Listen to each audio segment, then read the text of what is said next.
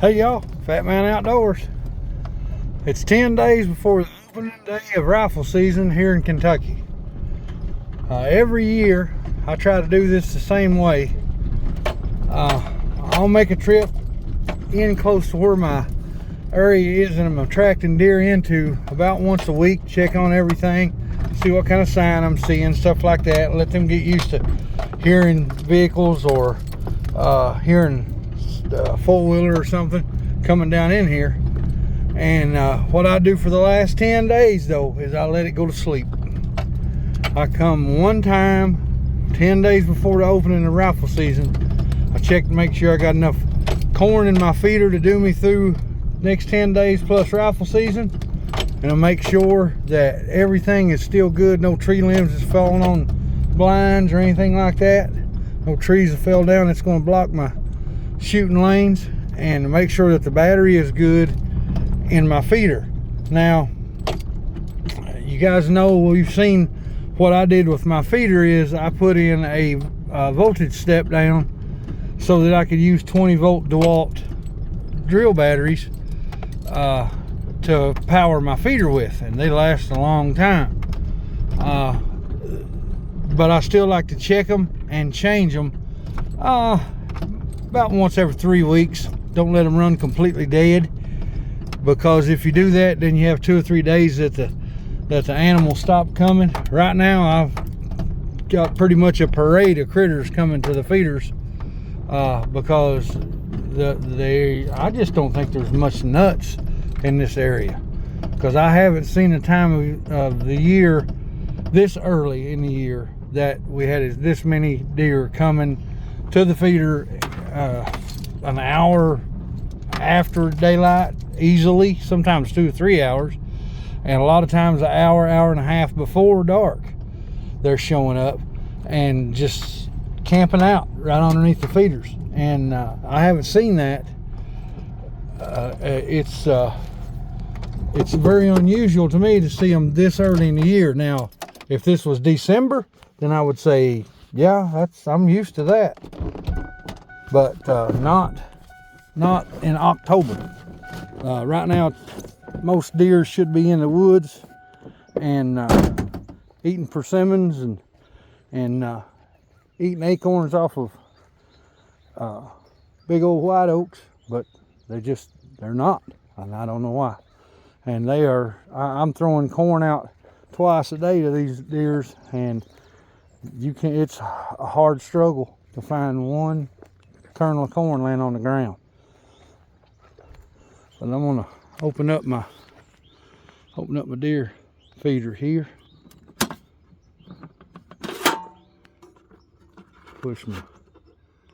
I'm showing full battery power on the pack. That's good, so I can leave that alone. I still got roughly about 1/3 of corn in there, so I've still got about 30 pounds of corn in there. I'm good shape. One thing I want y'all to pay attention to is this gap right here on that feeder. Make sure that you give that gap at least a 1/2 inch. Don't hurt to do 3/4, because this way around here seems like when I get corn that I get a lot of pieces of cob in it, and what'll happen, it'll stop that propeller from turning, and if that propeller can't turn, then it'll just eat up battery power for nothing, and it loads your battery up harder because the propeller can't freely turn because it's hung, and it'll take the power out of your battery pretty quick. But now this will be the last time I'll come to this unless I'm coming to hunt, and then when I get ready to hunt, I'll show you right there, of my finger right there. That's the blind that I built out of the big fiberglass cylinder or whatever it is. And then right over this way, about 250 yards, I've got another blind and a fence row, and I'll be watching what comes out over here coming into this corner of the field, or when they're going home. Now there is a drawback to hunting feeding areas. When you're coming in to hunt, it requires stealth. It requires you being very, very quiet and it requires you having some way of knowing if the deer are in the vicinity. Okay, now what I like to use, and I don't have it with me, I wish I did, I'd show it to you, but I don't have it with me. Turn them headlights off. Is a little handheld night vision, and I actually ordered a small 850 IR light that I actually taped onto the side of it to give it a little bit more better power. That's some great grammar. A little bit better power. And what I'll do is I'll walk in, and at the moment I start to crest this hill here, I'll start looking with that and make sure there's no deer at the feeder or walking around in the field. Because if you bump one, at worst or at best, that deer's just going to run away. At worst, if it's a doe and she's got little ones, she's going to immediately want everybody in the neighborhood to know you're there. She's going to start stomping her feet, and she's going to start blowing, and your day just ended before it started. But that's the thing of choosing to hunt food plots. Now, there is a way to give you a little bit better strategy to hunt food plots. And that is, hunt food plots only in the evening. Don't hunt food plots in the morning, because deers are going to be, especially right now, like I said, I'm seeing them 2 or 3 hours sometimes after daylight. And I'm not talking about just does blowing through. I've had 10-point bucks standing, pawing the ground, standing underneath the feeder at 9 o'clock in the morning. And if I was able to climb a tree and bow hunt, I probably would have already filled my tag, but I can't do it. But you can hunt in the afternoon. Now, when you hunt in the afternoon, there needs to be some standards and rules that you go by to keep you from messing yourself up. Okay. Number one, don't wait till 3 or 4 o'clock to try to go to the feeder. Because a lot of times what will happen is you'll bump a doe out, and if you bump that doe out, there's usually a buck around within a few hundred yards of her. And if she comes running out of that area, he knows don't go in that area. Even if she's just trotting, he'll know don't go in that area. So you need to get in the woods by at least 2 o'clock. I'll be honest, when I'm going to hunt in the afternoon, I try to get in the blind before 1 p.m. Number two, everybody's got to have water, especially right now. It's really warm here in Kentucky. We've still got 75-degree days. And you'll need to take water.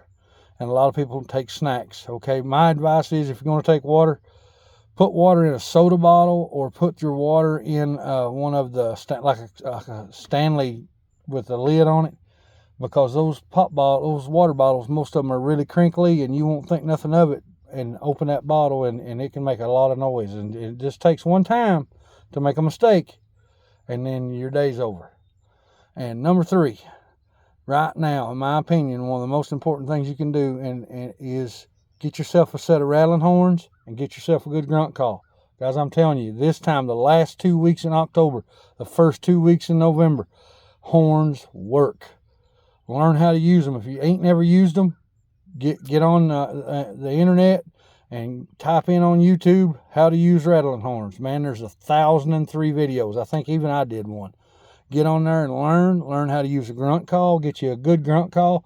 You can get a hold of the folks, Wild Country Customs, that I get mine through. They're out of Washington. The guy is awesome. He makes some absolutely wonderful calls, and these are heirloom calls. These are something you can hand down to your son or hand down to your grandson or granddaughter, and it'll last forever. And he makes them out of all kinds of beautiful woods. You can order it the way you want it. Does a great job. It's Wild Country Customs. Look them up on Facebook, and there's some great people to deal with. But just learn how to use rattling horns. Learn how to use a grunt call. And the fourth thing I would say is expect the unexpected. You're getting toward the end of fall, beginning of winter. And days can change quick, okay? And you might, right now, it's comfortable to be in short sleeves. All right, I'm in short sleeves today. It's real comfortable. It's about 75 degrees out here right now. Sun's shining, and it's 8 o'clock. But you may get in that blind, and when that sun starts going down in the evening, that temperature may drop 50 degrees. and you're sitting there with nothing but a thin shirt on, you're going to be shivering. And just, if you got my kind of luck, that'll be happening. And a big boy will walk out, and you won't be able to hold on him good, and you'll miss or you'll make a bad shot. And you just got to pay attention to stuff like that. I also think it's a great idea. Get you a backpack, put all your stuff in it that you think you might possibly need. Everything, your horns, everything. Take them to your blind several days before deer season, and just hang it up in there, and so that it ain't sitting on the ground and mice can't get to it. Just hang it up. If you're in a fold-up blind, hang it to the poles. If you're in one that you've made, put a screw in there to hang your stuff up on. That's what I did in the one I made out of the big cylinder. I put a bunch of screws in there so I can hang everything on. I got a place to hang grunt calls, binoculars, drag rope, my backpack, it's got all my stuff in it, everything.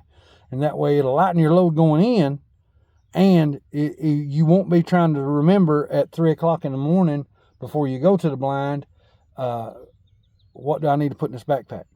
You can take a couple of days. Okay, what do I want to put in there? I want to put toilet paper in there, something I don't want to forget about. I want to put cover scent. I want to put drag rope. I want to put my knife, so I'll have a knife to gut the deer with if I kill it, and stuff like that. And it's a great idea to do stuff like that.